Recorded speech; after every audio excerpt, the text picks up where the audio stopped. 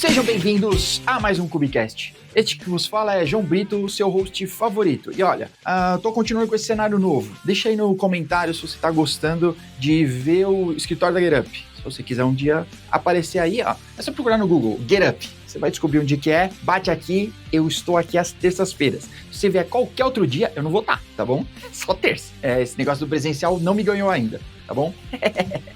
Bom, se você tá no presencial ouvindo isso aqui, coloca no fone, seu chefe não vai perceber, ele vai pensar que você tá numa call. Importante, tá? É mais importante que muita call. Bom, olha só, nós estamos na 7ª temporada, tá bom? Se você não escutou os outros episódios, se liga, a gente tá soltando episódios semanais, tá bom? Então, eu espero conseguir manter esse ritmo. Se Jesus permitir, vamos manter esses episódios saindo aí semanalmente. Inclusive, se você tiver sugestões, se você quiser participar, tá bom? Tem o link, os links do Cubicast estão todos aqui, que tem inclusive um formulário para você poder preencher e dizer, eu quero participar ou quer indicar alguém. Esse é um podcast democrático, tá bom? A gente gosta que todo mundo participe. Vem aqui deixar sua opinião para o mundo, o planeta todo ouvir.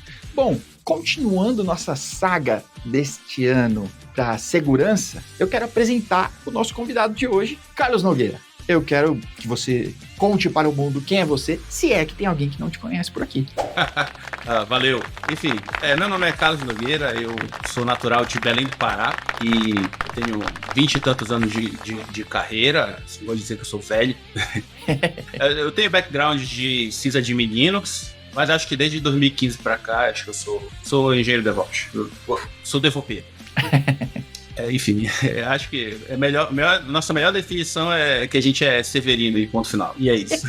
Isso. Eu não gosto muito de ficar criando polêmica, né? O pessoal se incomoda muito com essas coisas de cheats, mas enfim, o que faz. Eu sou mais pra esse lado, mas assim, eu acho que eu sempre gostei de ser multidisciplinar, assim, sei lá. Sempre trabalhei com operações, mas sempre gostei dessa parte de desenvolvimento, né? Atualmente estou trabalhando como Cloud Engineer e moro aqui no Porto, né? Aqui em Portugal. Enfim, sou pai da Maria Nogueira. Tipo, minha filha já terminou a faculdade dela, é um dos orgulhos que eu tenho na minha vida, e sou esposo da Alessandra. Eu gosto muito de viajar com a minha esposa. Enfim, eu gosto de comemorar as conquistas da minha filha e da conquista da minha família. Enfim, acho que é isso. Não sei se tem... Sim, eu sou host da Sessão de Engenharia, né? Tenho um canal. E na verdade o meu canal, eu fiz ele mais para ajudar minha filha. Assim, a ideia é que um dia, se ela precisar de algum tipo de ajuda técnica, de coisas da nossa área, ela vai ter lá o canal. Então, uma coisa totalmente pessoal, assim, mas acaba que, como a ideia deles do canal é chamar amigos e conhecidos, eu acabo contribuindo para a comunidade, né? A gente tem que ter esse papel de um dia, né? O profissional moderno ele tem que, mas assim, não me cobre muito como se eu fosse, sei lá, alguém, sei lá, um líder da comunidade, etc. Acho que tem muitos deveres e existe um peso maior, assim, quando a pessoa é da comunidade e tem alcance, né? Tipo, você não considera que o meu canal tem alcance. Eu acho que, sei lá, é um canal pessoal. Eu acho que é um canal profissional, de um profissional, eu considero o canal profissional pessoal. Porque eu acho que se o meu trabalho no meu canal fosse uma coisa mais para a comunidade, eu me cobraria mais e muitas coisas que eu não faço, né? Tipo, faço. Para a comunidade, eu acho que existe esse dever, né? Como o Cubicast, né? O Cubicast é um canal muito bom. Eu sempre acompanho antes, você viu como inspiração também para mim. Mas no meu canal, por favor, não me cobrem como se eu fosse, sei lá, tivesse um alcance muito grande. Mas assim, de qualquer forma, a ideia do meu canal é ajudar minha filha, primeiramente. E segundamente, ajudar a tirar dúvidas, assim. Muita coisa do meu canal surgiu de conversas com o Somatori, com o Omex, né? Tipo, assim, tinha mais dúvidas. Porque assim, quando a gente é antigo na área, né? A gente sempre... Tipo assim, a nossa área sempre está em constante mudança, né? E a gente sempre tem que estar atualizado. E não adianta a pessoa que é sênior e diz, sei lá, eu sei tudo. Isso não existe. Tipo, a gente sempre tem... Então, meio que no canal tem muito disso, né? Tem muitas dúvidas de pessoas experientes, né? Eu chamo as pessoas para conversar e eu gosto de misturar as coisas, né? Porque eu gosto de misturar as coisas. Eu gosto de chamar gente que trabalha com gestão, gente que trabalha em desenvolvimento, gente que é de front, gente que é de back. E, não sei, eu acho que tem muita coisa de fundamentos, né? Tipo, eu gosto muito de procurar fundamentos, porque eu sempre vi muitas conversas, assim, em vários canais da nossa área. Muita gente se queixar. Ah, nossa, sei lá, por exemplo, agora está vendo uma onda, na época era a onda de DevOps, né? Aí o dia que a onda baixar, quem é que vai estar preparado, né? Tipo, o dia que acabar o hype de DevOps, quem é que vai estar preparado, né? E o pessoal dizia, eu via muito nos vídeos as pessoas falarem, né? Não, quem vai estar preparado é quem tem fundamentos. Então, tipo, o meu canal também tem muito disso, né? De procurar quais são esses fundamentos, né? Afinal, né? Quem é que pode me dizer o que é isso, né? Porque isso, na verdade, tem visões de várias pessoas, assim, é uma coisa totalmente pessoal, assim, não existe um padrão. Uma das coisas que eu aprendi de todos os anos, lá a gente tá na quinta temporada, de todas essas 5 temporadas, acho que uma coisa que eu aprendi é que os padrões, né, as fundações, elas não são tão objetivas assim, né? Então, por exemplo, já assisti alguns vídeos de pessoas que trabalhavam na época de concepção da internet, né? E tipo, eu lembro de técnicos que trabalharam lá em vídeos no YouTube falando assim, tipo, sei lá, eu tinha a minha internet, aí um colega meu tinha a internet dele. Aí, tipo, eles chamavam de internet coisa diferente, protocolo diferente. E não só questão lógica, né? Toda questão política, questão de documentação. E no final tinha tinha um conflito, né? Mas no final ficava alguma coisa hegemônica, né? E aí daí surgiu um fundamento, né? E eu vejo que isso acontece até hoje. Né? Posso pegar como exemplo lá a guerra da época dos orquestradores, né? Tipo, todo mundo tinha vários orquestradores, né? Tinha, sei lá, o Messi, tinha o Suave, aí no final chegou no Kubernetes. Então eu acho que tem muito disso na nossa área e foi uma coisa que eu aprendi assim, conversando com outros profissionais. Eu tenho, assim, eu trabalhei em várias áreas na minha vida. Assim, eu passei muito tempo, a maior parte do tempo trabalhando com operações. Eu tive um período que eu queria trabalhar com segurança, mas assim, fiquei meio, assim, eu vi que não era pra mim. É muito sobrecarregado, achei muito, enfim, eu saí daquilo, eu acho assim que eu tô numa área que tem muito a ver comigo, tipo, sei lá, com a minha vocação. Gosto de resolver problemas, né?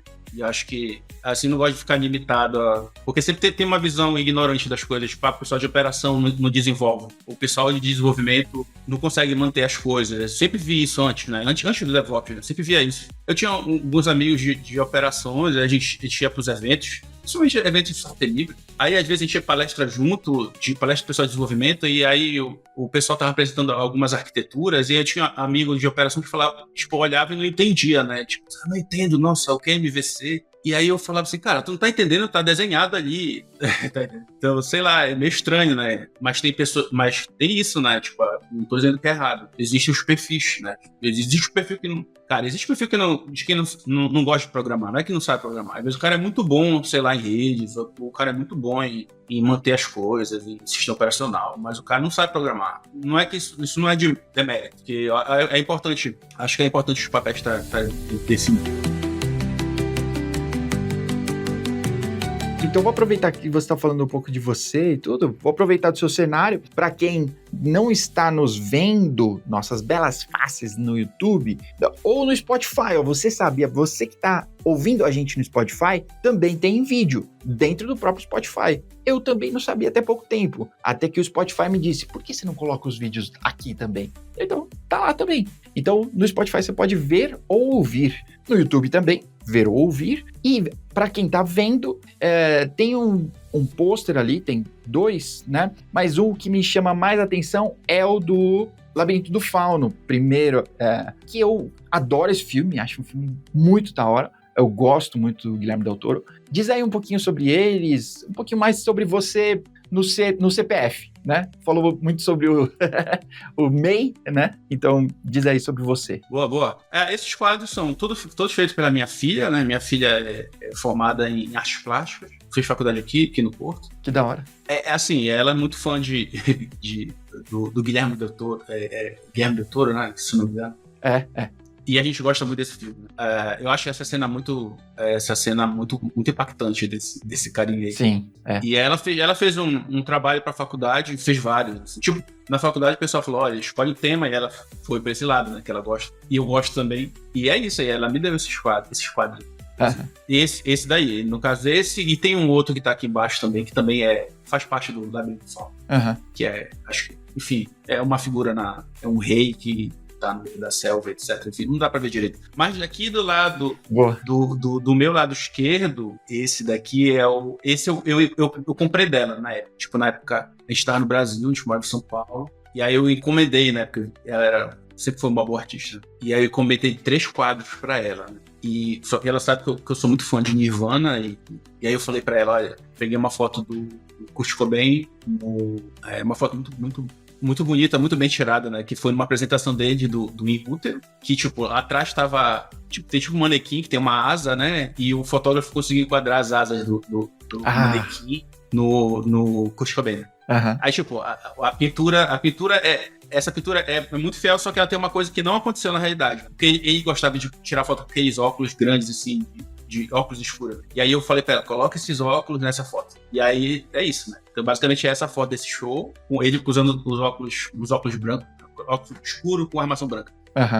E é isso, né? Esse eu encomendei da minha filha. Que legal, que legal. Você falou do Nirvana, que você também é meio Guitar Hero, né? Eu gosto de tocar guitarra, só que eu sou muito ruim, né? Assim, eu toco guitarra desde 2007, né? Tipo, em 2007 eu montei uma banda, nessa época eu trabalhava na área de desenvolvimento, né? Uhum. Eu montei uma banda com pessoas que trabalhavam comigo, né? Tipo, eu era gerente e aí a gente montou uma banda, né? Se quiser manter seu emprego, tem que tocar. É isso que você fez. Não, que isso, não. Eu não sou assim. Assim, a pessoa faz se quiser, né? Enfim, foi uma coisa, começou legal. Enfim, eu gosto. Assim, foi um sonho que eu realizei. Eu sempre quis ter banda e consegui realizar. Sonho de ter banda. E teve banda, tocou na noite, etc. Enfim, eu me considero realizado nisso. Aí eu me considero realizado um monte de coisa na minha vida. Que da hora. Eu queria começar aqui. Na verdade, eu vou te castigar um pouco, porque você disse que deixou um pouco do lance de segurança, porque percebeu que não era muito o seu lance. Que eu até acho, eu acho muito legal você comentar isso, porque às vezes eu vejo as pessoas presas a uma decisão, né? Ou a um emprego, de repente, e tipo, a pessoa tá sofrendo naquilo, eu não gosto, mas paga as contas, sei lá. Tem muito emprego que paga as contas, pessoal. Eu acho que a gente demora muito a perceber isso, né? Eu tô na minha velhice aqui já, tá? Eu vou fazer 41 anos, gente. Eu tô terrível.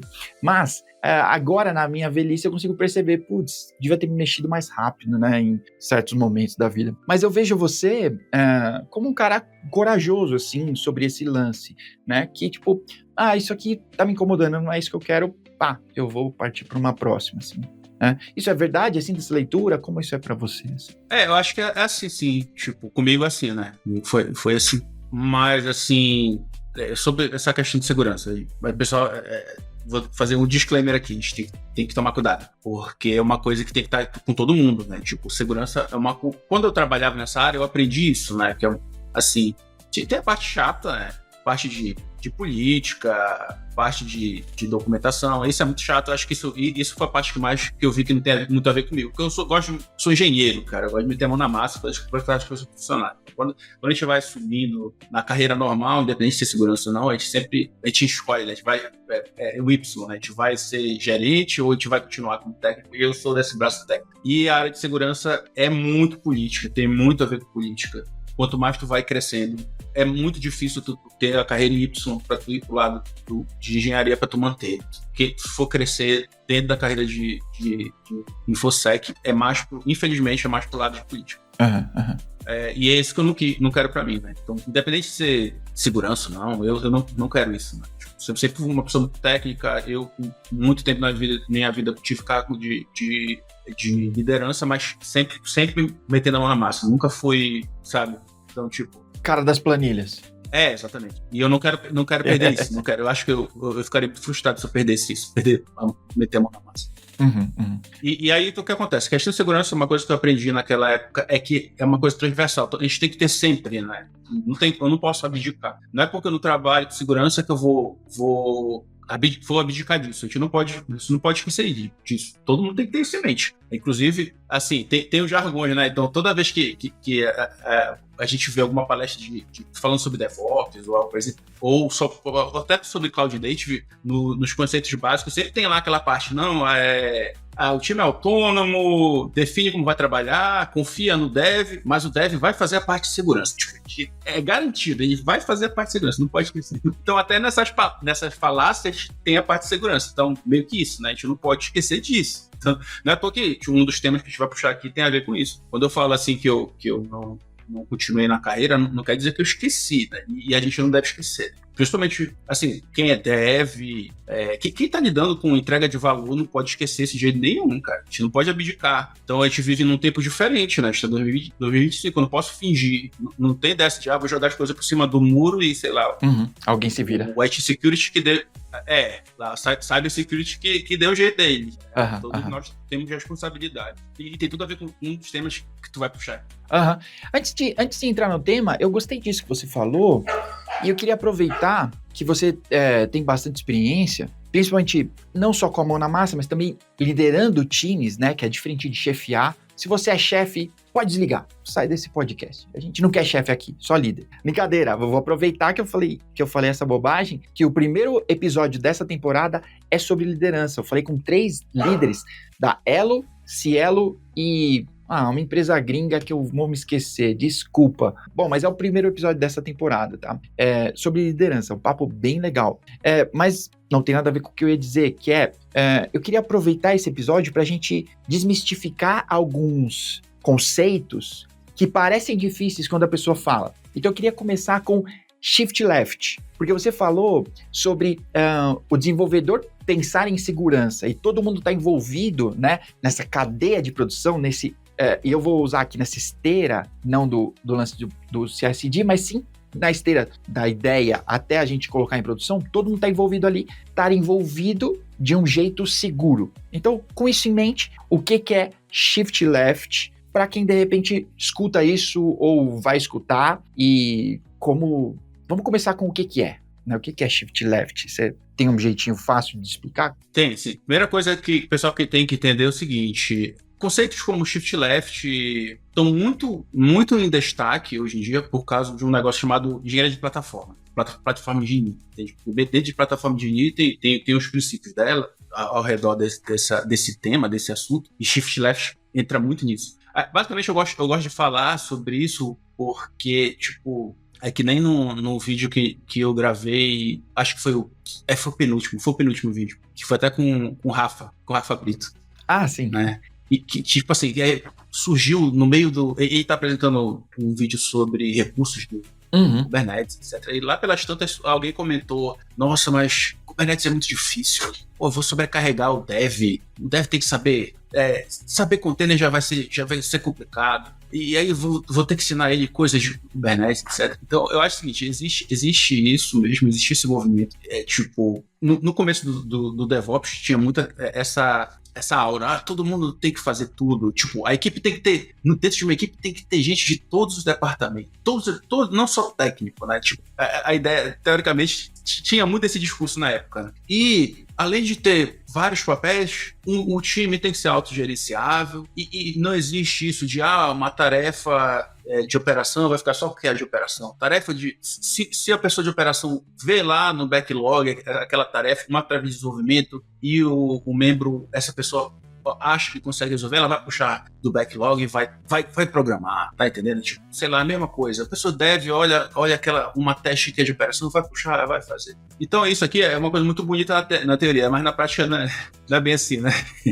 Na prática as coisas... Pois é. Na prática o que acontece na prática é burnout, né? Tipo, a equipe fica sobrecarregada, aí um monte de teste que a gente não consegue fazer, a gente não tem conhecimento suficiente para fazer. E enfim, acabou que misturar todas as coisas gerou mais problemas. E aí, somado isso, questão de time, com a evolução da tecnologia, né? Então, tipo, aí começou, o dev começou a ser cobrado, né? Tipo, o dev tem que saber Kubernetes, o dev tem que saber, que nem isso que eu falei agora, o dev tem que saber parte de segurança. Então a pessoa, o dev fica louco, né? O cara lá, o dev de JavaScript, né? Vou fazer uma piada com JavaScript. Que toda semana tem um framework novo, né? Pô, vou ter que aprender outro framework. Quer dizer, e quem trabalha com front é pior ainda, né? Tem um monte de outros problemas, e toda hora tá sobrecarregada, né? Então a pessoa tá sobrecarregada com dela, as tarefas do papel dela, e ainda tem que aprender de outros papéis, né? Então, basicamente, essa é a realidade que acaba gerando o shift left, né? Então, o shift left é tipo isso, né? Tipo, vou deixar para lá o que não é da minha atribuição, por exemplo, dev front-end, vou mexer só com coisas front-end. A parte de infra tem que ficar para lá. Não vou dizer que você tem que ficar com o pessoal de infra, tem que ficar para lá. E esse para lá não é necessariamente, que nem eu falei agora, jogar para outras pessoas. Na realidade, ser criado um ambiente propício. Quando eu falo ambiente propício, porque tem que tomar cuidado com isso, né? Porque às vezes só confunde, né? Porque tem um conceito de IDP e tem um conceito de portal do dev, né? Então, tipo, imagina que o dev, ele vai ter um portal, né? Vai ter uma coisa interna, vai ter uma página web interna dele, entende? E aí, dentro dessa página web dele, ele vai conseguir provisionar o que ele precisa, né? Então, em vez de, vou abrir um ticket aqui pro Carlos provisionar para mim um cluster de Kubernetes, que eu vou levantar aqui, fazer um teste, levantar minha app aqui, e etc. E depois vou matar. Aí, ao invés de fazer isso, não, ele tem uma interface, e tem um portal, e aperta o botãozinho lá e gera tipo uma sandbox para ele, o que ele precisa fazer. Isso é o shift left, entende? Então, tipo, e não ter que ter essa carga cognitiva, que é um dos outros princípios, né, que é o gerenciamento da carga cognitiva, a diminuição da carga cognitiva. Então, não sou obrigado a ser expert em Kubernetes, entende? Tipo, eu só tenho que entender que, sei lá, ali vai ter uma infra onde eu vou provisionar minha aplicação. Então, basicamente, shift left é isso. Mas o que eu acho legal do shift left é que, tipo, é um movimento pro óbvio. Porque, tipo assim, a gente que é engenheiro, né? O pessoal que é engenheiro, que é nerd, gosta muito das coisas bem complexas, né? Tipo, com nível de engenharia alto, entende? Então a gente gosta disso, é natural, é da nossa natureza. E a gente gosta das soluções mais complexas. Só que tipo, tem um problema grave na nossa área que é meio que transversal ao nosso trabalho, né? Tipo, a gente tem que conversar com outras áreas, né? A gente tem que entregar valor, a gente tem que melhorar a nossa forma de se comunicar, a gente tem que aprender a se vender. E isso a gente não vai conseguir. Eu não vou conseguir chegando, sei lá, com um negócio ou com alguém, sei lá, do marketing, alguém de outro departamento e falando sobre cluster, sobre pod, sobre réplica set, essas coisas ali, entendeu? Então, tipo, é uma coisa boa, não tô dizendo que a gente tem que abdicar de engenharia, mas existe esse movimento para deixar as coisas mais simples. Porque o que acontece? Se a gente deixa as coisas muito na linguagem de engenharia, a gente acaba se perdendo também, tá entendendo? A gente acaba se perdendo. Então, tipo, eu vou... tem o discurso mais que é bem batido, né? Que todo mundo fala, pô, eu vou criar um projeto novo, já vou criar um microserviço, já vou criar usando Kubernetes, Então, esse tipo de crítica, esse discurso que se repete muito, né? E isso é uma coisa que faz sentido, entende? Só que a gente tem que transformar isso de discurso para prática. Então, o shift left é tipo isso, né? Tipo, deixar as coisas mais simples, né? Então, e tem que entender que não é uma coisa só pro dev. A gente fala pro dev porque, tipo assim, geralmente engenharia de plataforma tem isso, né? Eu vou habilitar o dev. Na verdade, tem perfis, né, cara? Tem, que nem eu falei, tem o cara de operação que não quer desenvolver, entende? Tem o cara de operação que não quer se aprofundar tanto. Tem o cara de rede. O cara de rede não quer tanto administrar sistema, ele quer só mexer com a parte de rede. Então, o que puder ser automatizado para a gente habilitar esses papéis, então tá ótimo. Então, basicamente é isso. Só que, na prática, isso acaba deixando as coisas um pouquinho mais complicadas também, porque não é tão simples de manter, né? Eu falei do portal, mas na realidade tem que entender que não é só o portal, é a plataforma. A plataforma não é só o portal, entende? É um conjunto de automações, que a ideia é facilitar o trabalho do dev. Então, tipo, é uma coisa interna. Tipo, a plataforma é uma coisa interna. Não é porque... Não pode confundir também, né? Porque tem o conceito de plataforma, por exemplo, como no caso, sei lá, o iFood, a Uber, etc. Eles trabalham com o conceito de plataforma, né? Tipo, uma plataforma tá aqui, aí tem uma pessoa que vai consumir o serviço e a pessoa que vai entregar o serviço. Isso é um modelo de negócio, né? A plataforma que a gente fala é um pouco diferente, né? Não é para o cliente, entre aspas, é interno. É o cliente interno, né? Então a ideia é atender os devs, mas só que a gente tem que ter o seguinte, não é só dev, né? Tipo, tem uma área que utiliza bastante e se bobear utiliza até melhor, que é o pessoal de dados, né? O pessoal de dados também utiliza bastante plataforma interna. Enfim, então o shift left no final das contas é isso, é simplificar as coisas pro dev, né? Para quem vai entregar valor para a empresa. Tá bom, muito bom. E aí, conectando agora sim, né, nesse recorte de segurança, né, que a gente está tentando falar um pouco mais, que a plataforma ou o ambiente, eu vou chamar assim, né, tem que se preocupar com segurança, né? Então, falando sobre esse recorte, né, a gente tem mais uma outra buzzword aqui, buzzword no bom sentido, né? Mas mais uma palavrinha que é supply chain, né? Porque a gente tem aí muita gente envolvida nesse processo, né, da nossa aplicação, e tem código vindo de tudo quanto é canto, infraestrutura, build acontecendo em diversas fases aí, né, e para a gente se perder nesse caminho, ou alguma brecha, né, e a gente ter uma injeção de vulnerabilidade, ou injeção de algo malicioso, né, se aproveita de uma vulnerabilidade ou da minha nobreza e consegue atrapalhar essa minha cadeia, né, então supply chain, para o pessoal da Wizard aqui, né, minha cadeia de suprimento aqui, então como que isso se encaixa na realidade, né, no nosso cenário técnico, né? Então, aonde que supply chain vai entrar nisso tudo que você estava falando aí sobre o ambiente, o dev, infra? Vamos começar por aqui, pelo supply chain. Só tem que ter a gente tem que separar duas situações aqui. Então, uma coisa é a entrega, está entregando o produto, está entregando o software. Uhum. A minha entrega do software, minha entrega do meu produto é uma coisa entre a gente, a organização e o cliente. O que eu estava falando agora era uma coisa dentro da organização, a plataforma. Mas tem tudo a ver com o questionamento do... Mas bora primeiro pegar esse lado aqui da organização entregando para o cliente. Então imagina que o cliente quer consumir um produto nosso, né? Imagina que a gente sou da GetUp, eu quero vender o Cell, né? Sei lá, o Marvin, quero vender o Marvin. Aí o que faz o Marvin mesmo? O Marvin faz scan de boas práticas de Kubernetes. Tá, e o Cell faz o quê? O Cell é a linguagem que você pode escrever políticas, né? E aí você pode escrever políticas para o Marvin, mas você pode escrever políticas para o Kyverno. Então é a linguagem de expressão, assim, né? Common Expression Language. Então é a linguagem que faz igual YAML para você poder usar. Tá, então bora fazer o seguinte, bora pegar o Marvin. Melhor pegar o Marvin. Uhum. Aí, eu vou pegar o Marvin, mas digamos que eu sou cliente, né? Eu sou cliente e o João tá querendo vender para mim o Marvin. Aí eu vou dizer, eu vou pegar e já vou usar o Marvin? Não, tá aqui, paguei e vou usar o Marvin. Aí não, eu tenho que entender, né, como é que o Marvin é feito, né? Tipo, como é que o Marvin é feito? Eu vou perguntar pro João, como é que o Marvin é feito?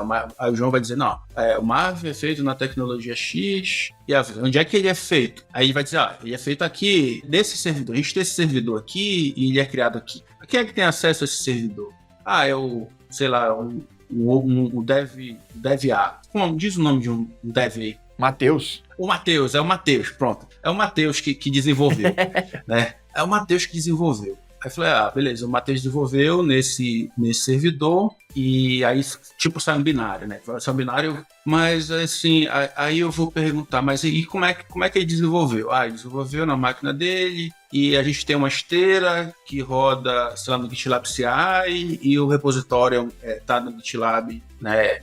Tipo, self-hosted, hospedado por você. Enfim, ele me explica toda a infraestrutura. Aí vocês perguntam, mas por que o Carlos está perguntando isso? Eu estou perguntando isso porque eu preciso confiar, preciso ter certeza de que aquilo que eu vou utilizar, aquele binário digamos que fosse binário, né? Isso aqui não é, mas digamos que fosse binário. Esse binário que eu vou consumir, que ele realmente foi feito pela GetUp, né? Pela equipe do João e que foi o Matheus que desenvolveu. Eu vou saber quem que desenvolveu, aonde que desenvolveu. Eu tenho que ter certeza, eu tenho que garantir a procedência. Eu tenho que ter segurança de que aquilo que eu vou consumir foi feito por quem disse que foi feito. E que aquele binário mesmo, é o Marvin de fato, porque eu paguei por isso. Uhum. Tá entendendo? Então o que acontece?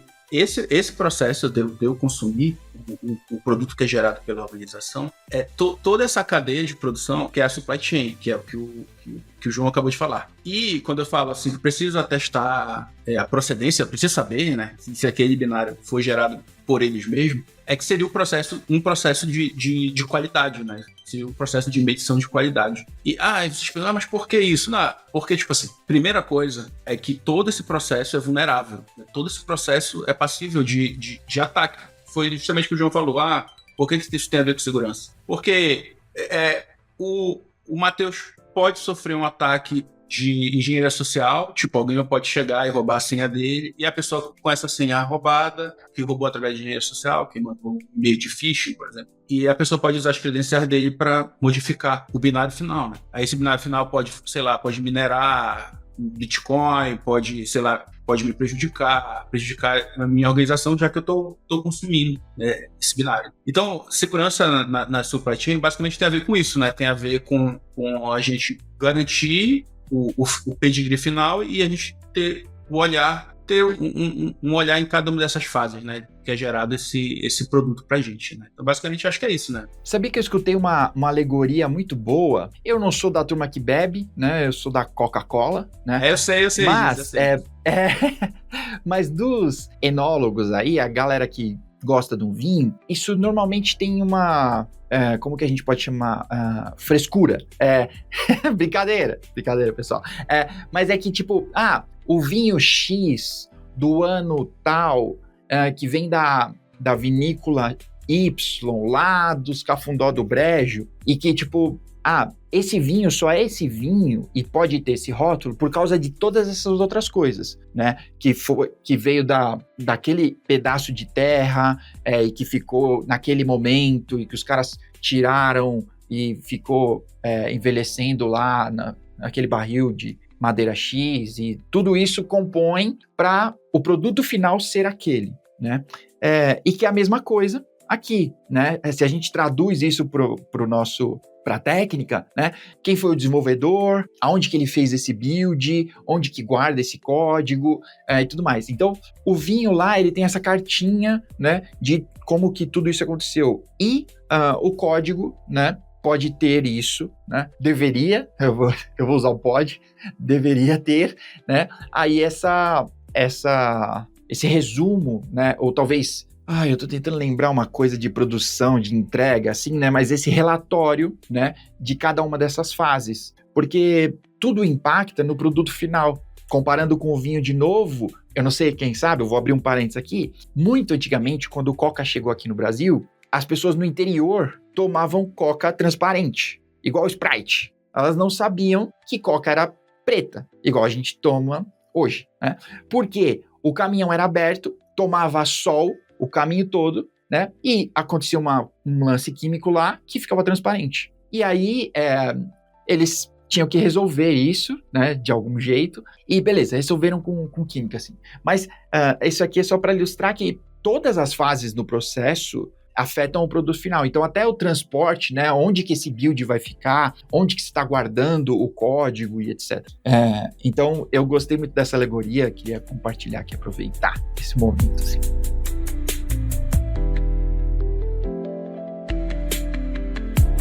Beleza, então o supply chain é o conceito. E aí, já vamos para a próxima palavrinha difícil aqui, que se fala salsa, mas se escreve SLSA, certo? Mas para os íntimos, né? Para os íntimos é salsa. Isso aí. Tipo, assim, você definiu bem, né? Tem um arquivo, né? Tem um documento que vai meio que conter essas informações. E, tipo assim, existem vários frameworks para a gente coletar essas informações e para a gente medir a maturidade de uma organização no que diz respeito a garantir, né, o pedigree, né, garantir a autenticidade dos produtos que são gerados por ela, pelas organizações. Uhum. Então, a salsa é um exemplo disso, né? Tipo, o lance da salsa é que, tipo assim, o nome desse documento na salsa é provenance. Só que, tipo assim, imagina o seguinte, que eles não são, o pessoal da salsa não é tão... Eles não são tão exigentes, né? Eles dizem assim, você só precisa ter esse documento. Tipo assim, e existem vários formatos para esse documento. Existem vários tipos de forma de gente provisionar esse documento. O lance é o seguinte, é que, assim, onde começa essa história, né? Onde que começa a preocupação das organizações em garantir o pedigree, garantir a autenticidade das coisas? Tipo assim, e isso deveria ser uma coisa meio óbvia, né? Tipo, teoricamente, isso deveria estar nos nossos processos mais básicos que a gente de provisionamento de produtos de software. Mas a gente sabe que não é bem assim, na realidade. A realidade é vai fazendo aí, né? Vai fazendo aí. Importa que esteja feito.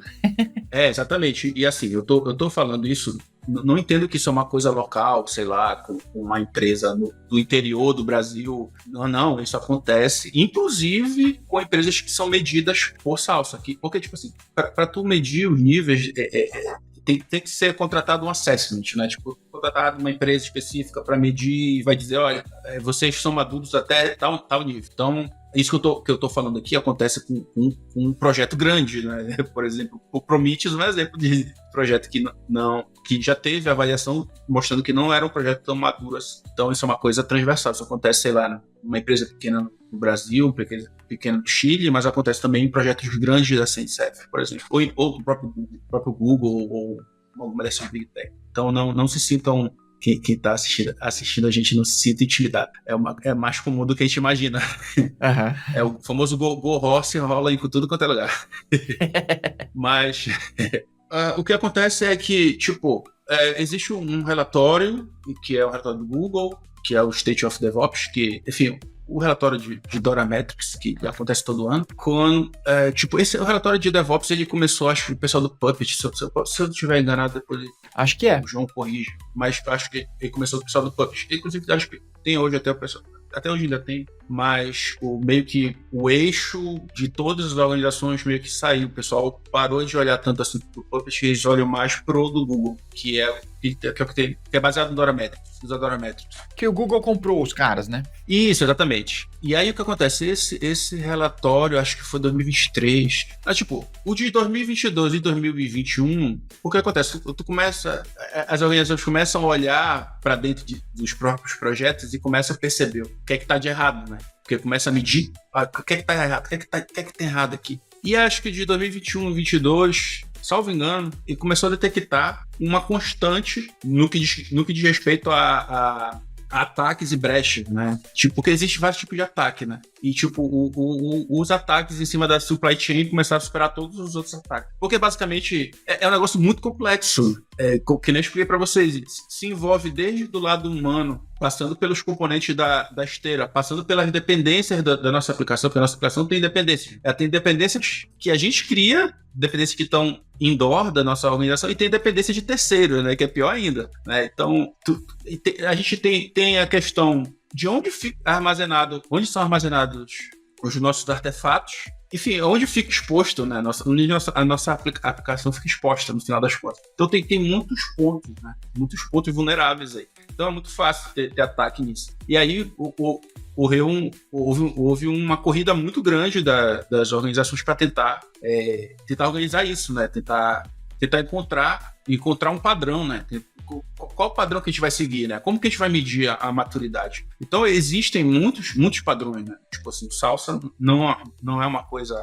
Não é único. Então, não é único. Mas o Salsa foi escolhido pelos principais projetos, né? Os principais projetos da CICF e projetos de Cloud Native, a própria as clouds também escolheram o Salsa para ser como se fosse um carro-chefe, né? Porque Salsa, ele mede a maturidade das cadeias de suprimentos das organizações e ele envolve vários outros, como é aberto, né? Não é tão fechado, e vários outros frameworks, que nem eu expliquei agora. Eles não exigem que a provenance seja feita só usando um modelo específico, pode usar vários modelos. Então, meio que foi definido lá, o pessoal da CICF, o pessoal que está ao redor do relatório de Dora, eles falaram, não, bora seguir isso daqui, né? Isso foi em 2023. Isso foi antes de começar o hype. Acho que foi até no ano que começou o hype de AI, mas enfim.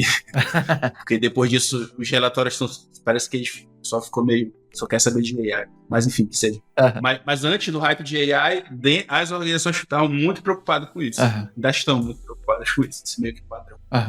E é por isso que isso que é uma das razões da gente se preocupar com isso. A gente tem que se preocupar com isso também. A gente não pode esquecer disso. É muito legal, achei muito legal o João puxar esse tema pra gente conversar aqui. Legal.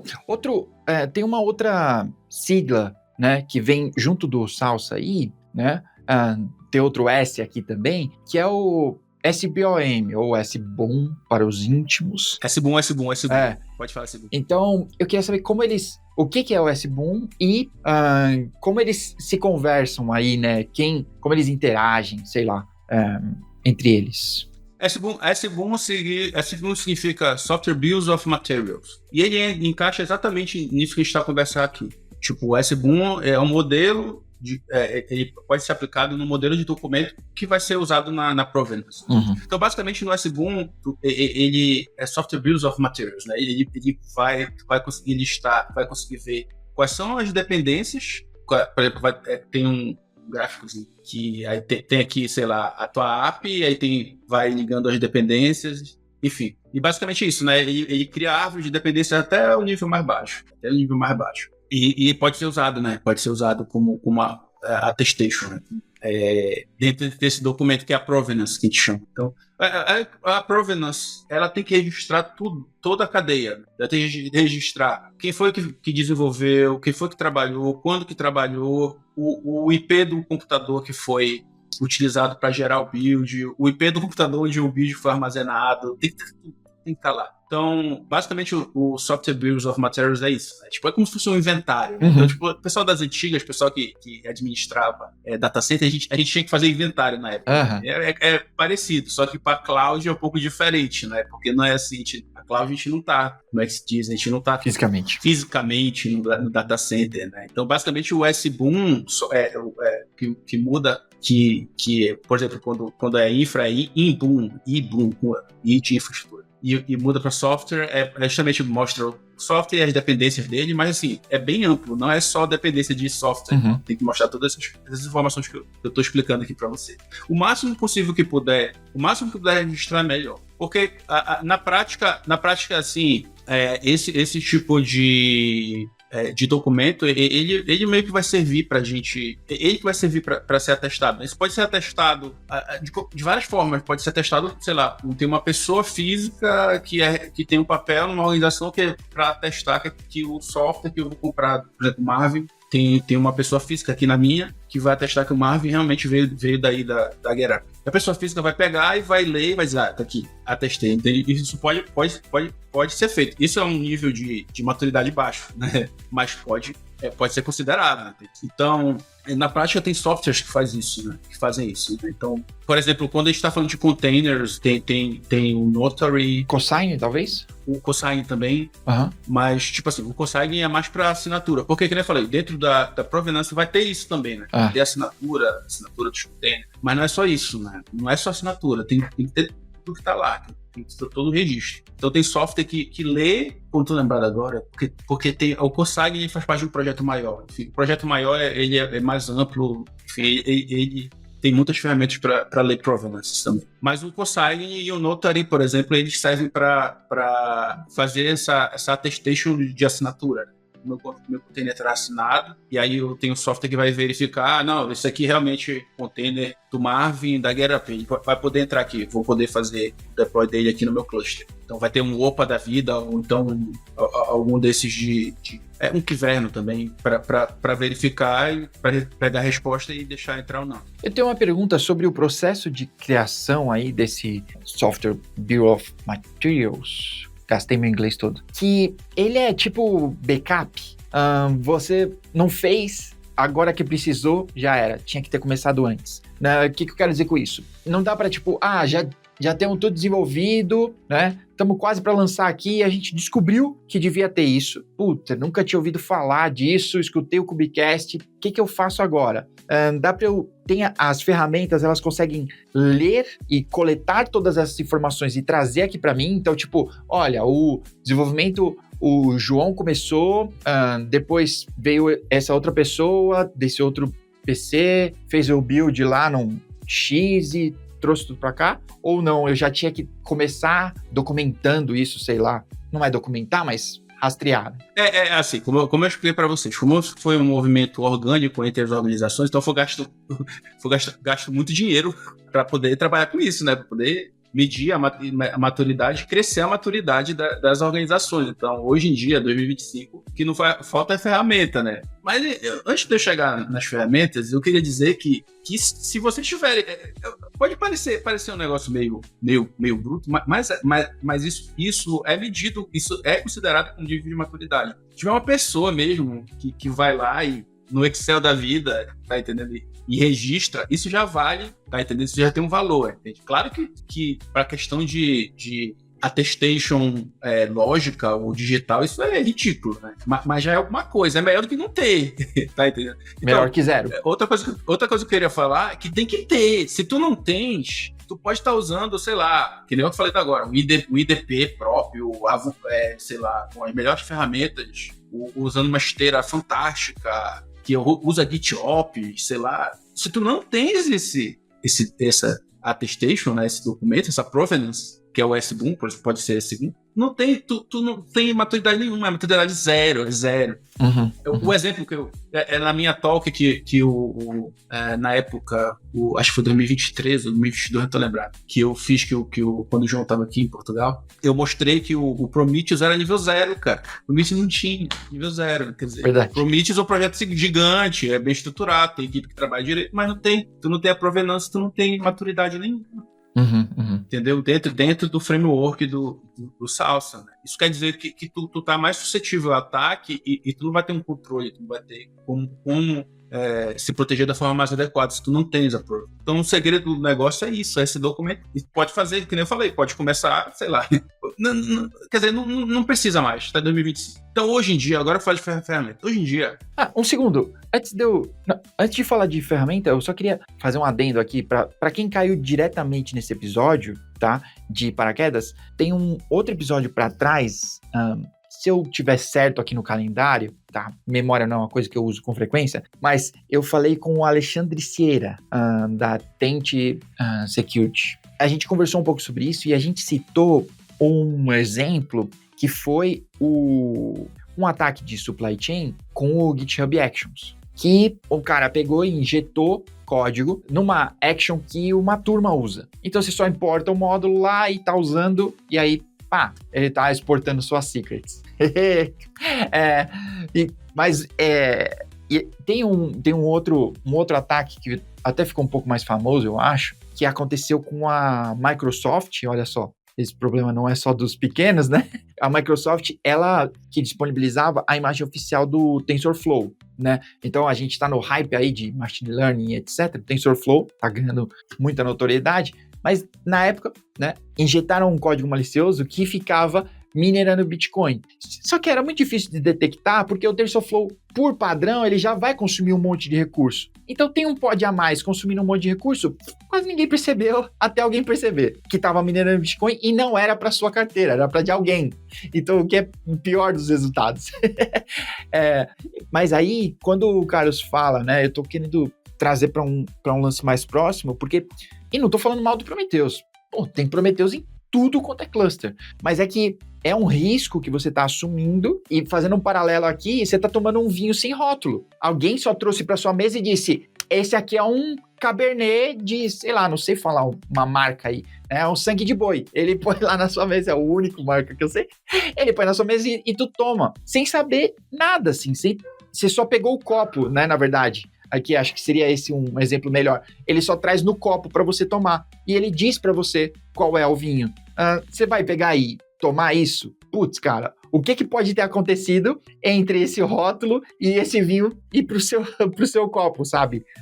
Muita coisa. É exatamente esse o lance. Tipo, se você não tem controle, né, sobre essa sua cadeia de fornecimento do código, muita coisa pode acontecer nesse meio do caminho. Mesmo com o Prometheus, mesmo com uma ferramenta larga escala, de amplo uso, né, pode acontecer também. Então eu usei o exemplo do GitHub Actions, do TensorFlow, que são ferramentas exatamente disso, que tem larga utilização, mas que sofrem um ataque desse. E aí o cara injetou, Carlos, não sei se você viu essa notícia, mas ele pegou e fez rebase do código e colocou para trás. Então, cara, quem fosse olhar o código, ele não injetou, sabe, no último e fez uma versão nova. Então, ele teve controle ali e tomou de assalto todo mundo.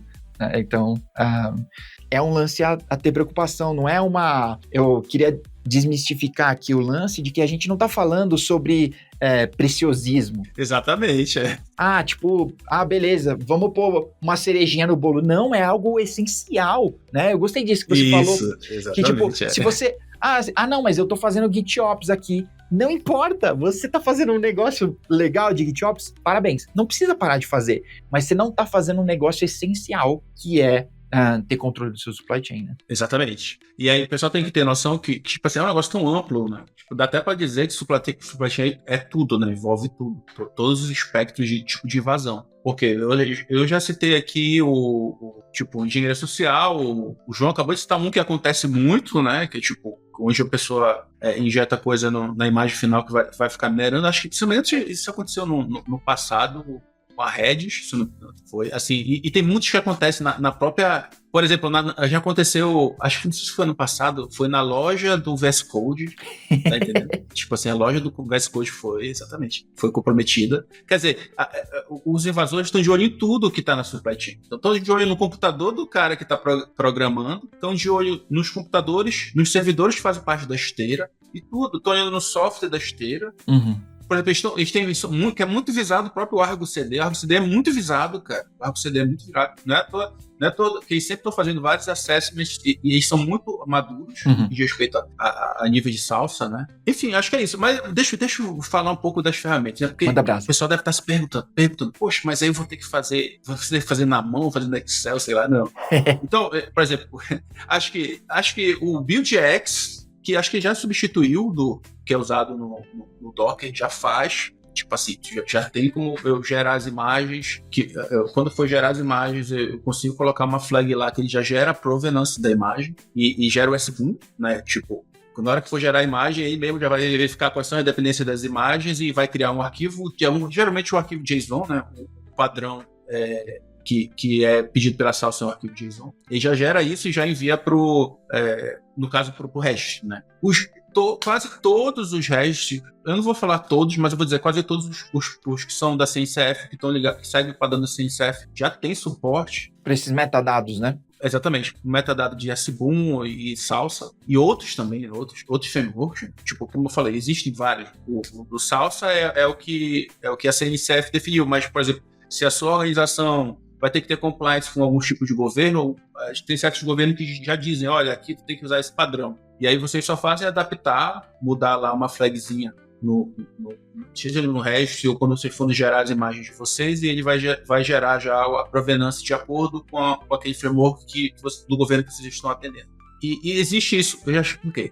Tem no Docker, tem nos REST, quase todos os REST, por exemplo, o Harbor tem suporte a isso. O próprio Docker Hub também já tem suporte a isso.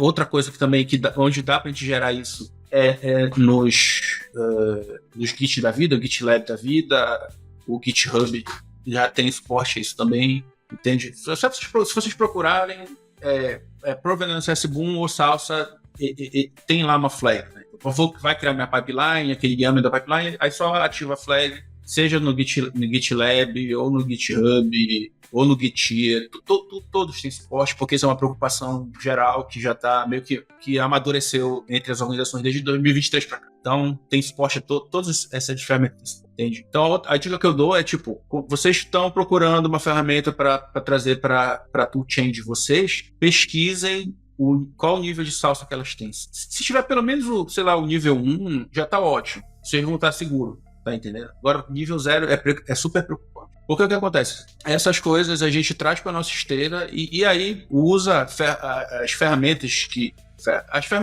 quase todas as ferramentas de segurança já dão suporte para isso. A ferramenta de segurança que você for usar para escanear a imagem de vocês, ou para escanear a pipeline de vocês, ela vai pedir isso, né? Ela vai procurar dentro dos artefatos de vocês se existe ou não provenance. E aí ela vai ler a provenance e vai dizer, tá seguro. Fora isso que eu tô falando, vocês não podem confundir. É um pouco diferente de escanear a imagem, né? Eu posso escanear a imagem, né? E eu posso escanear provenance, entende? Então são coisas... às vezes confunde, mas são dois tipos de escaneamento. Mas, de qualquer forma, o interessante nisso que nós dois estamos passando para vocês é que vocês têm que entender que isso é uma preocupação real. A partir daqui que vocês têm que pegar isso que a gente está falando como um índice. Tem que olhar, isso é uma preocupação que tem que existir. Tem que existir provenance e tem que existir uma ferramenta para escanear. E geralmente, na maioria das vezes, quem faz esse controle do cluster são ferramentas como o Opal ou o Kyverno. Ou então o próprio Kubernetes já tem a própria própria forma de fazer nativo, acho que de mais 2 versões para cá, já consegue fazer também nativo. Sem ser preciso usar rig ou etc. Entende? Então, a parte de admissão de policy, a gente já consegue fazer filtro e dizer, por exemplo, olha, aqui só entra coisa, imagem com provenance. Entende? E aí, tipo, definir qual é o tipo de provenance, né? Sei lá, salsa, S1 ou qualquer outro modelo. Então, acho que basicamente, em resumo, é isso. Massa. E que essas... eu acho que a gente falou em outro episódio, né? E aí eu posso trazer esse conceito de lá, que a gente falou sobre policies. Então, admission policies, né? Você pode ter uma policy desse jeito, e aí liga com o cell que você citou lá atrás, né? Você pode escrever essa policy em cell, ultra simples de escrever. Você vai ter uma policy lá no seu cluster, então que além de assinar as suas imagens, você só aceita essas imagens assinadas lá no seu cluster. Assim, tudo bem, claro, mas tem que entender o seguinte, quando a gente está falando de segurança da supply chain, não é só a imagem que é assinada. Sim. A provenance também tem que ir, entende? Então, a maioria dos registros, porque o segredo está nos registros.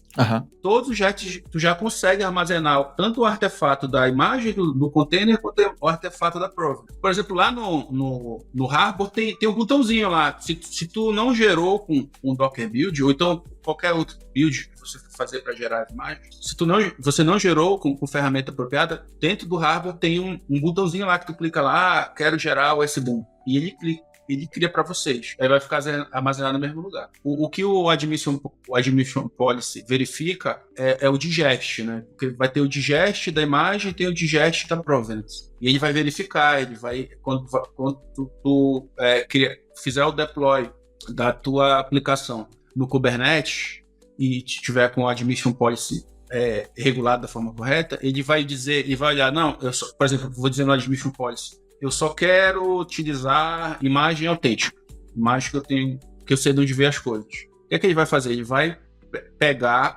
Tem um software que faz isso também, que é um software de terceiros chamado Conacer. Eu vou colocar o link aqui embaixo. Conacer faz isso também. Quando a gente vai fazer o deploy da aplicação, ele verifica o digest, e aí ele vai dentro da provenance, e ele vai atrás de todas as imagens para ver as imagens da dependência, né, da tua imagem. Vai olhar a dependência da tua imagem, vai ver, isso aqui é autêntico. Se tiver uma que não é, ele não vai deixar passar. Entende? Então, tipo, isso aqui... Mas é claro que eu tô falando, assim, tipo, o mundo ideal, né? Assim, tem que entender o seguinte, que só o fato da organização de vocês começar a se preocupar com isso, já é um nível de maturidade, é uma coisa boa. Então, porque, por exemplo, o nível mais alto do Salsa, por exemplo, é o nível 4. E, tipo, ninguém é nível 4. O único software que conseguiu ser nível 4 foi o CURL. Foi o único que conseguiu, mas eles desistiram, né? Porque é meio que inviável manter. Porque, por exemplo, tem um requisito para tu alcançar o nível mais alto, que é o requisito black box. Então, tipo, por exemplo, CI/CD, assim, tem que ser feito num lugar fechado que não tem nem, tipo, sei lá, contato com a internet. E aí é um negócio meio, tá entendendo? Tipo, para alcançar o nível 4, um negócio meio muito radical mesmo, entende? E aí eles vão só até o nível 3 na prática. Começa do 0 até o 3, porque tem os requisitos que eles levantaram na versão... Acho que foi uma versão antes da versão 1, que tem a versão 1.0 do Salsa, uma versão anterior que antes da versão 1, a 0. Alguma coisa, é que ia até o nível 4. Hoje em dia não vai mais até o nível 4, só tem nível 3. A não ser se já mudou alguma coisa, sei lá, essa semana, algo parecido, enfim. Eu nem me preparei para fazer uma talk, algo parecido. Tá tudo certo. Enfim, que seja. Mas no nível 1, né, a versão 1 do Salsa, ela vai só ter justamente porque exige muitas coisas, exige que a provenance seja gerada de forma automática, exige que quem for trabalhar no projeto tenha credenciais, esteja trabalhando com certificado digital, assinatura digital, entende? Então tem todas essas exigências e tem a exigência de que o ambiente onde vai estar rodando as esteiras seja controlado, que o servidor não seja, por exemplo, sei lá, o GitHub ou o GitLab, seja uma coisa in-house, né? Então tem vários desses requisitos, né? Enfim, para tu conseguir chegar até o nível 3. Mas basicamente isso. O importante é começar, entende? Então, seja pelo Salsa, ou seja por outro tipo de framework que algum cliente de vocês solicite, porque vocês têm que ter, como o João falou, tem que atestar que aquele vinho né, veio do lugar certo, né? Então, basicamente isso. Não, porque o que acontece? Hoje em dia, assim, eu no começo da minha fala, eu falei pra gente separar as coisas. Primeiro aqui, eu tô falando do fluxo da minha organização entregando produto. Mas aí, quando a gente fala do outro mundo, o segundo que eu falei aqui, aí já entra a engenharia de plataforma. A engenharia de plataforma é um negócio um pouquinho mais complexo, porque ela expande um mundo que está aqui nesse meio de campo. Como eu falei, tem GitOps, tem envolvimento com várias clouds, tem portal do dev. Então, todas essas coisas fazem parte da cadeia de suprimentos antes de a gente entregar nosso produto. Se vocês perceberem, isso aqui é adicionar complexidade. Tô jogando a complexidade para um lado, a experiência do dev vai ser mais simples, mas só que aqui eu tô colocando mais coisas, entende? E aí aqui também tem que ter. Aqui também eu vou ter que ter controle, gerar provenance, etc. Tudo mais. Só que o problema é que quando a gente isso daqui, tem que ter um cuidado um pouquinho maior. Porque aqui a gente tem muitas coisas de terceiros, que na verdade aqui estão terceiro, mas tem coisa de quartos, quintos, sei lá. Por exemplo, a cloud, coisas da cloud. Essa ferramenta legal aqui, por exemplo, vou adicionar o Argo CD. Eu tenho que preocupar com essas coisas. E aí tem uma terceira coisa que é muito atual, que o pessoal está estudando muito, que é relacionada à LLM, né? Que é um estudo atual que diz respeito a como lidar com provenance e etc. dentro desse ambiente. Porque é uma preocupação não só nossa, né? Não só de quem é dev, que usa essas ferramentas para ajudar no desenvolvimento. É uma preocupação do pessoal de segurança, né? Porque tem muito ataque em cima de LLM, muito ataque. E o pessoal de controle de supply chain, de segurança de supply chain também tá junto nisso. Tipo, existe é o que tá na questão da onda. O pessoal tá estudando muito questão de como a gente faz para proteger as coisas para esse tipo de problema. Esse tipo de solução que as organizações estão usando bastante agora. Massa, muito bom, muito bom. Eu tenho uma pergunta aqui para a gente caminhar para os finalmente, que é, você vê algum grande desafio, assim, como uma porta de entrada, que você tem uma dica para a pessoa, olha, quando você for começar a implementar isso aqui, né, quando você for começar a pensar em salsa, SBOOM, supply chain, provavelmente você vai esbarrar com esse primeiro degrau aqui, ou com essa primeira bloqueio. Se você tem uma dica, ou não se abale, segue em frente. Não, assim, eu não sei se... Porque geralmente, às vezes, a pessoa já acrescentou na esteira o Cosine. E aí, tipo... Se a pessoa, para quem já acrescentou o Cosine, já tá com, sei lá, 80% do caminho andado. A diferença é que tu vai habilitar alguma coisa na tua esteira, ou seja, na hora de criar lá no teu runner, né, na hora de criar as tuas imagens, e tu vai no builder da imagem, tu vai fazer o build também da provenance, né? Pode ser com o modelo Salsa, ou SPDX, tem vários modelos, enfim. E eu acho que, tipo assim, para a maioria das pessoas não vai ser tão difícil assim, porque como eu falei, o GitLab e o GitHub já dão suporte para isso, né? Então isso é uma flagzinha, assim, é uma flagzinha muito pequena que tu habilita tá tudo automático. Então a própria esteira, se tu habilitar essa flag, ela mesmo verifica, ela mesmo usa scanners dentro da própria ferramenta para verificar, para garantir que tá tudo ok. Eu só acho que assim, a dica que eu ia dizer é, tipo, para começar devagar, para não habilitar tudo, né? Porque se você for dar uma olhada nas ferramentas que tem, tanto no GitHub quanto no GitLab, tem outros tipos de checagem, né? Tem negócio, dá para ser muito abrangente na checagem, e se tu habilitar tudo, tu vai acabar travando o teu processo. Uhum. Então, começar gerando a provenance, para pegar pelo menos as dependências de software, isso já é uma coisa legal, uma coisa que dá para administrar. Então, a minha dica é não comece habilitando tudo. Se você habilitar tudo, vai emperrar, entende? Então, tem que começar devagar, gera a provenance, e se puder, assina. Se já tiver o Cosine, usa o mesmo processo que vocês habilitaram na pipeline de vocês para assinar o container, para assinar também a provenance. Agora, se não tiver, tem que começar devagar. Uhum. E acho que é isso, né? Assim, tipo, a dica é essa. Começa... Com certeza você que tá vendo, a gente usa, né? Usa o GitLab ou o GitHub. Começa pesquisando como é que habilita isso pelo GitHub ou pelo GitLab. E só lembrando, tem como a gente habilitar essas coisas no código e tem como habilitar, tipo assim, para gerar provenância através do código, dentro do teu código, entende? Isso dentro do GitLab ou do GitHub.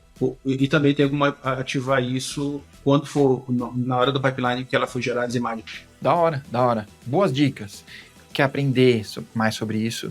Eu ia dizer, não, o Carlos não vai mais entrar nesse buraco, gente. É um buraco sem fundo.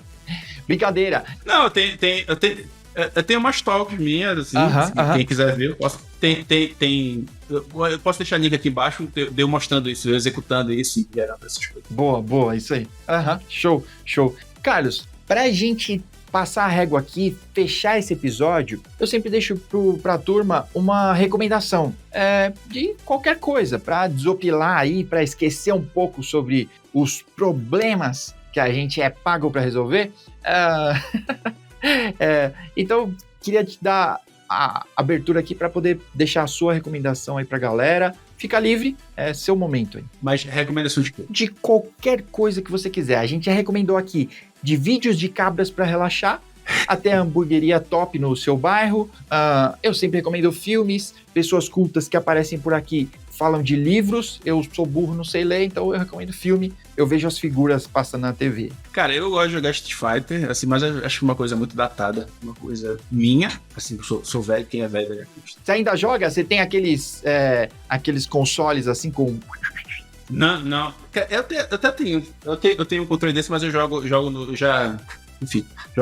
joystick como do PlayStation. Não, eu ia dar uma dica pra quem... Coisa chata da nossa área. Pra quem quer tentar entender um pouco o mundo, de onde vem nossos problemas, lê um livro chamado The Mythical Man Mouth, do Fred Brooks. É um livro, sei lá, da década de 60, 70, alguma coisa assim. Acho que é da década de 60. Mas é super, hiper atual. Eu sempre recomendo. Eu recomendo demais esse livro. Assim, lá no meu canal, tenho várias recomendações de livro, mas esse livro que eu li, eu fiquei assustado. Eu fiquei pensando, cara, isso foi escrito na década de 60, como assim? Tem tudo a ver com o nosso dia a dia. Eu acho que é legal. É um livro legal, um livro que eu recomendo. Ele não envelheceu, é muito atual. É muito atual. Muito bom. É um livro que fala de experiência de projetos daquela época, mas, sei lá, tem muito a ver com o nosso dia a dia. Muito a ver. Porque fala muito sobre humanos, né? Sobre problemas humanos que tem a ver com o nosso dia a dia. Que mais que eu posso recomendar? Cara, acho que eu gostei daquela série Adolescência também. Tá? Não assisti ainda. Não tive estômago. Só que tem que tomar cuidado, porque... Assim, tem muitas camadas, sabe? Eu gosto de obra bem feita que tem muitas camadas pra gente ficar pensando, sabe? E não se engane, né? Tipo assim, quem é pai de adolescente, não se engane que a série não é só... Porque não é só pra focar nos adolescentes, né? Apesar do nome, né? Porque fica muito assim, eu vejo o pessoal muito assim, nossa, olha como eles são, tipo, sei lá, a internet deixa a juventude violenta ou algo parecido, cara. Assim, não sei se o pessoal esqueceu como era na nossa época, sempre foi assim, né? Só muda que agora tem tecnologia, etc. Eu acho que por isso que eu tô recomendando, porque eu acho que uma boa coisa é a autocrítica dos pais. Quem é pai de adolescente ou de filho que tá lá entre 10 e 13 anos, é uma série pra gente olhar pra gente, sabe? Tipo, eu interpretei assim, eu olhei assim, fiz muita autocrítica, sabe? Porque assim, depende da pessoa que vai assistir, né? Tem gente que não tá nem aí, tem gente que é melhor nem assistir, cara. Se tu é uma pessoa que não leva muito a sério as coisas, não, assiste outra coisa, eu assisti Rambo. Eu gosto de assistir Rambo. Eu ultimamente tô assistindo a trilogia lá do Predador, né? Nem a trilogia, tem um monte de filme. Eu tava maratonando coisa do Predador, né? Mas assim, a adolescência foi uma coisa que me pegou, achei muito legal, achei muito boa. Outra coisa que eu tô assistindo também, acho que é o Demolidor, né? Tá muito legal também, muito divertido. Acho que é Born Again. Born muito Again. Bom. E é isso, né? Acho que é isso. Eu também tô gravando um monte de EP pro meu canal, que eu quero terminar a minha temporada atual, não aguento mais. Tô dando mais 2 episódios só. Eu tô meio cansado, né? Tá até conversando contigo ainda agora. Tô meio cansado. E acho que é isso. Tá bom. Que da hora. Tá bem. Eu vou deixar a minha recomendação aqui de série também, que eu tô assistindo Reacher. Olha, apesar do protagonista da série, né, não ter nada a ver com o Tom Cruise, né? Ele tem uns 2 metros a mais que o Tom Cruise.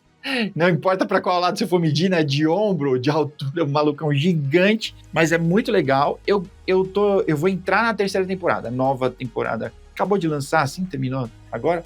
Eu vou entrar, então não assisti a terceira ainda, mas eu gostei muito da primeira e da segunda.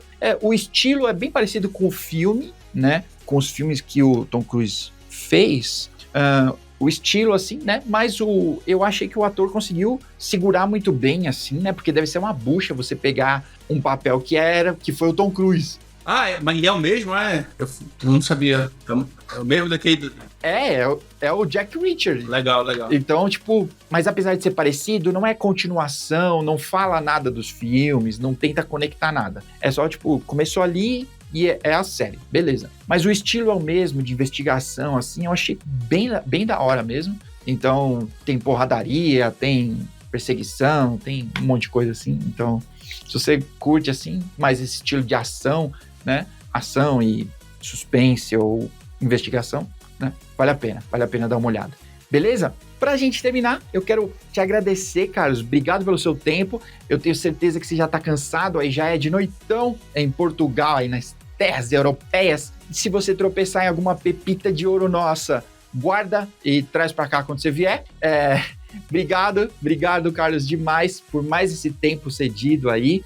Pessoal, eu tô deixando os links do Carlos também, segue ele, o canal, a gente deixou tudo isso por aqui, tá bom? Na descrição, você acha isso fácil. E segue o Carlos lá, dá uma olhada. Apesar de tudo que ele disse sobre o canal dele, ser pessoal e tudo mais, eu acho que isso com certeza fez ele criar conteúdo sem nenhuma pretensão e que é um conteúdo muito mais sincero, tá bom? Então, eu acho que é profundo, você pode assistir, vai muita gente zica, pra não falar foda, né? De repente o pessoal pode achar meio ruim falar essa palavra, mas vai muita gente boa falar com o Carlos lá, compartilhar um pouco da experiência, vale a pena, beleza? Obrigado pra você que assistiu a gente até aqui, que nos ouviu, fica ligado pros próximos episódios, a gente se vê, até mais, tchau!